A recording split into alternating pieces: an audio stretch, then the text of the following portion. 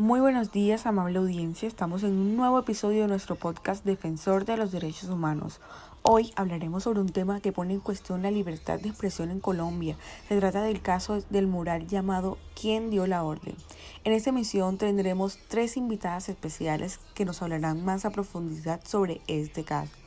Pero antes me gustaría contextualizarlos un poco sobre qué ha pasado en la historia de nuestro país.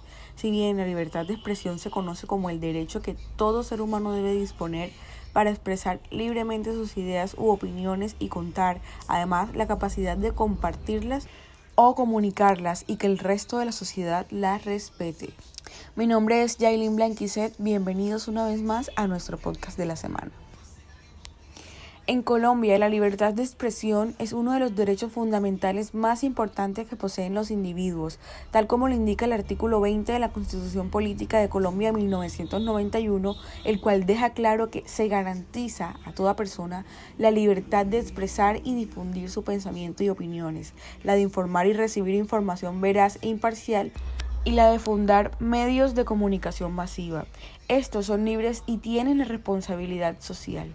Se garantiza el derecho a la rectificación en condiciones de equidad, no habrá censura. Dicho derecho ha sido tenido en cuenta por muchos líderes y lideresas sociales, periodistas, colectivos culturales y sociales, entre otras agrupaciones, quienes, en la mayoría de los casos, por intentar visibilizar la realidad en que se viven los corregimientos y veredas del país, donde muchas familias se ven obligadas a desplazarse de su lugar de vivienda por consecuencia del conflicto armado que se ha venido presentando desde hace décadas atrás en Colombia, han resultado desaparecidos y torturados por intentar mostrar la realidad que es distinta a como debería ser y como lo indican los diferentes artículos de la Constitución de 1991, referente a la libertad de expresión ciudadana.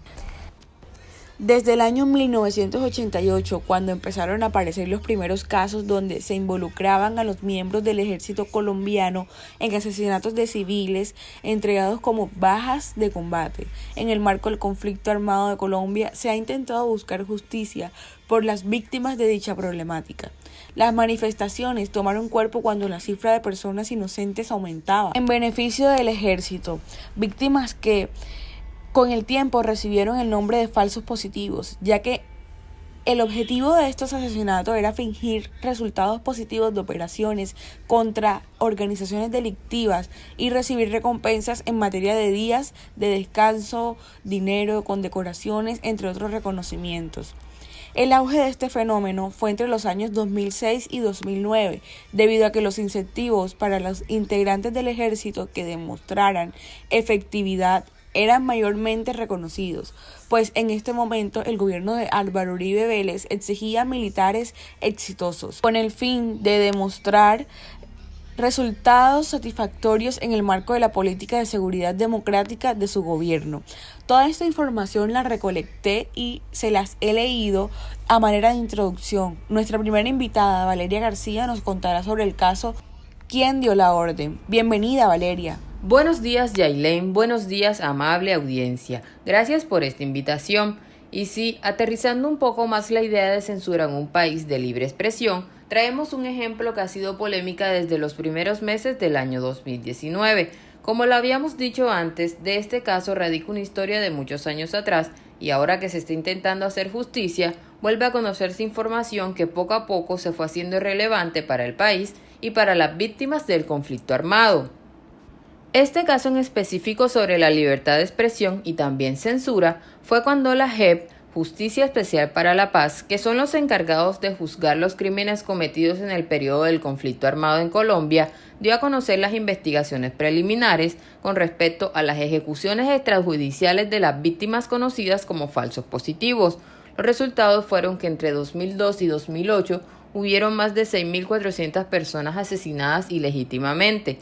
Para todos en general, no es sorpresa una cifra tan elevada. Fue entonces cuando el MOVAIS, Movimiento Nacional de Víctimas del Estado, y las organizaciones sociales que hacen parte de la campaña por la verdad, con el respaldo de 12.000 firmas ciudadanas y en conjunto con los familiares de estas víctimas, hicieron un mural de más de 5 metros, el cual fue pintado sobre la calle 80, cerca de la Escuela Militar de Cadetes en la capital colombiana. En ese mural están pintados los rostros de 13 personas que hacían parte de altos cargos del ejército.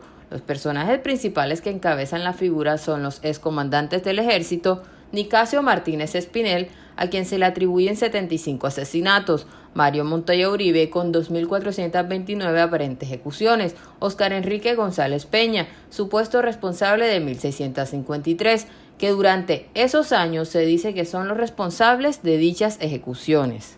Interesante aporte, Valeria, un caso bastante estremecedor. Escuchemos ahora a Linda, otra de nuestras invitadas especiales al programa de hoy. Linda, cuéntanos, ¿cómo trascendió ese tema? ¿Cómo reaccionaron las autoridades tras ver esta situación? Hola Yailene, muchas gracias. Cordial saludo para todas las personas que nos escuchan hoy. Pues siguiendo la línea con aquello que mencionó Valeria, aquí fue entonces cuando empezó un movimiento de censura. En el año 2019, en el mes de noviembre, General Marco Evangelista Pinto Lizarazo interpuso una tutela contra del Movice donde pedían que ese mural y otros creados fueran borrados. De forma inmediata todos los movimientos que buscaban la verdad le pidieron a la Corte que no permitiera esta censura, que es algo que hace parte de la libertad de expresión, que ellos solo querían que a través de sus acciones dar a conocer a la ciudadanía los responsables que esa cifra tan elevada de personas asesinadas sin motivo alguno por parte del Ejército Nacional, que todo hace parte de testimonios de víctimas y documentos que están integrados en el sistema integral de verdad. El general del ejército se basa en que estas personas se le están vulnerando el derecho a la reactificación de la dignidad humana, buen nombre, honra, debido proceso, presunción de inocencia y petición, puesto que a su juicio se están realizando acusaciones en su contra con una intencionalidad dañina para afectar su honra y buen nombre de manera injustificada e innecesaria. Pero esta primera tutela fue negada por un juez. Mucho antes de que el general interpusiera la tutela, en los días en los que el mural se pintó por parte de artistas que hacían parte de esta campaña, el ejército realizó un operativo para que no se siguiera haciendo lo que se estaba pintando. Al llegar al lugar con sus armas de dotación, donde intimidaron a todas las personas que se encontraban presentes, pues pusieron pintura blanca sobre lo que estaban plasmado en las paredes y borraron todo. La Policía Nacional también hizo presencia, pero se puede decir que fueron cómplices de este acto de censura por parte de la fuerza pública en general. Este hecho fue más que notorio. En las redes sociales las personas hacían eco sobre el derecho humano que se les había vulnerado, que eran las víctimas las que querían mostrar la verdad de todos los casos aberrantes durante esos años. Aunque después este general haya interpuesto la acción de tutela ya que ellos habían vulnerado el derecho de las personas que querían dar la verdad, fue por esto por lo que el 22 de enero del 2020 el Juzgado 42 de Bogotá negó los motivos y pretensiones del general del ejército para borrar los murales hechos. Inmediatamente el general Pinto impugnó la decisión. Él decía que esos murales infieren que se le señalen como responsable de esas muertes cuestionadas. La respuesta ante la impugnación fue positiva para el general. El 21 de febrero del año 2020, el Juzgado 13 de Bogotá le dio la razón y manifestaron que Movitz no puede presionar, indelegar, publicar ni tan siquiera referirse, así fuere a título de pregunta, capciosa por demás, en cual de los investigados puede recaer la responsabilidad que se pretende por las muertes que se dice que se han ocasionado, pues ello es únicamente de competencia de la autoridad y no del aglomerado común, y les dieron 48 horas para que el mural fuera borrado. Creo que este primer eslabón del caso hay un buen motivo para hacer un mural conmemorativo a las víctimas, y en el cual este alto mando del ejército no puede pedir ser borrado. De esta forma se seguirán dando fallos a favor y en contra de las víctimas. Qué interesante tenerlas por acá, chicas, y ampliar nuestro conocimiento sobre temas que poco se comentan en el día a día. Andrea, nuestra última invitada, nos hablará sobre cómo es el panorama general, luego de haber escuchado a nuestras invitadas Linda y Valeria. Bueno, feliz día para todos, gracias por la invitación. Antes de dar una conclusión con respecto a este tema y todo lo que tiene que ver con el derecho a la libre expresión, encontramos en nuestras investigaciones que por el lado del periodismo en Colombia se quiso ayudar en los casos de los falsos positivos, que fue por el motivo por el cual se empezó todo esto. En mayo del año 2019 empezó el caos para el periodista Daniel Coronel por publicar un artículo en primera plana del periódico New York Times. En el reportaje informaba que el comandante del ejército de Colombia había ordenado por escrito a sus unidades duplicar el número de bajas y capturas. Una de estas órdenes les decía a los soldados que no exijan perfección a la hora de ejecutar ataques letales contra enemigos, que hasta el ministro de Defensa en ese tiempo premiaba con ascensos, permisos y bonos efectivos a los uniformados que produjeran más positivos, como se llama la muerte de combates de enemigos en el argot militar colombiano. Hasta que ese año el periodista colombiano escribió en la columna de opinión más leída de Colombia.